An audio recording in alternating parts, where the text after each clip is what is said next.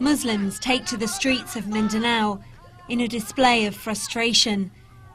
The election of a new Philippine president in May, Benigno Aquino, had given them hope that their long struggle for self-determination would soon be over. Negotiations for a final settlement were expected to start after the end of Ramadan in September. But 3 months on, talks have yet to begin, and people are beginning to lose patience.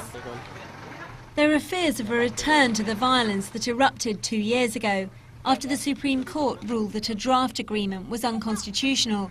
Thousands fled their homes, and many are still in temporary camps.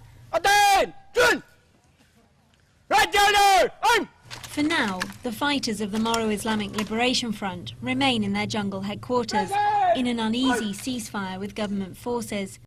The rebels say they have 100,000 fighters under their control, but the government says the real figure is just a tenth of that, and that's just one of many things the two sides disagree on. But one thing that isn't in dispute is that in 4 decades of conflict, tens of thousands of people have lost their lives.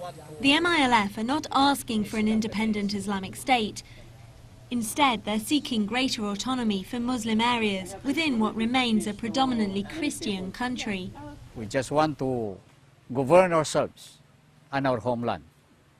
And that government will be still under the Republic of the Philippines.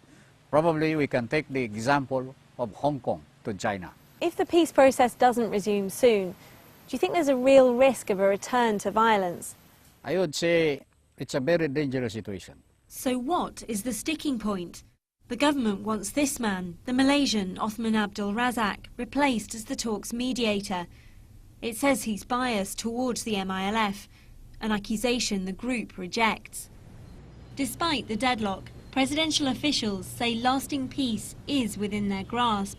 We are confident that there is a way we can find an arrangement that will satisfy the need, the search for self-determination, at the same time make this a good building block for a stronger country. After 40 years of conflict, it appears that all sides want the violence to stop, but a permanent peace deal remains elusive. Kate McGowan, BBC News, in the southern Philippines.